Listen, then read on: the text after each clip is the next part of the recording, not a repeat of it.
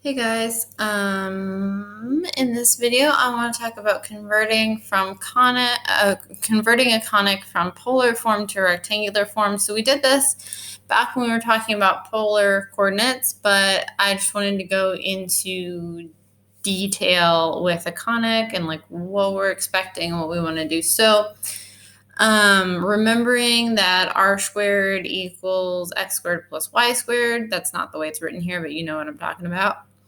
X equals r cosine theta and y equals r sine theta. So these are three of our main equations for polar, and those are the three we're going to be using. So this obviously is a conic based on what we talked about in the previous video. And so we want to transform it into rectangular form. So the first thing we're going to do is, so that we don't have to deal with denominators, we're going to multiply both sides by the denominator. That's what we're going to do. So on this side, we're going to have r times the denominator, and on this side the denominators are going to cancel, so we end up with just 1 on this side, and then if we distribute that r, we have 5r minus 5r sine theta. Then we're going to add this second part to the other side, and we're doing that because we want the r that's by itself, we want to get that squared. An r with a sine or a cosine is easy to take care of because that's either x or y, depending on if it's sine or cosine. But an r by itself, we want to be able to square it. So we're going to get anything that's not an r by itself, we're going to get on the other side. So we're moving this term to the other side.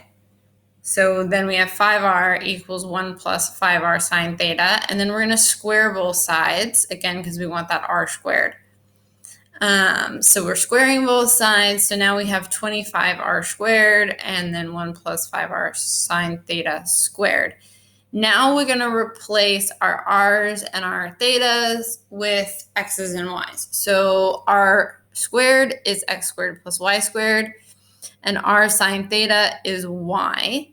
So over here, we now have 1 plus 5y all squared. And on this side, we have 25 times x squared plus y squared. We're going to go ahead and distribute that, FOIL this side. And then we're going to get everything on one side of the equation. Because what we're going to do is we're going to end up with general form. We're going to end up with general form instead of standard form, because standard form we would have to complete the square and all of that possibly twice, and that just seems like unnecessary work. So we're just going to get it in general form. So subtracting 25y squared to the other side, the 25y squareds are going to cancel. So the y squareds cancel out completely. We're going to have minus 10y on this side, and they leave it as equal to 1 for some reason. I don't like that, because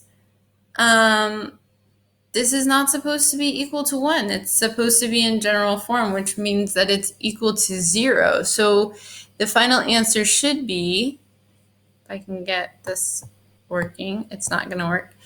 Whoa. Okay. Okay, it just skipped down one page. That's good.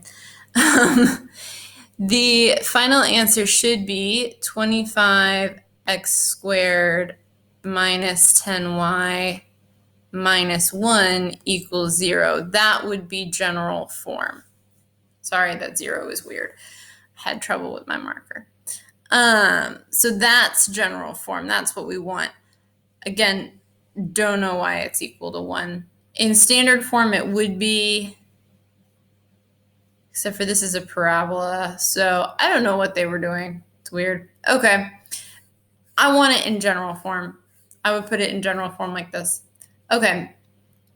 So again, one of our squared terms canceled.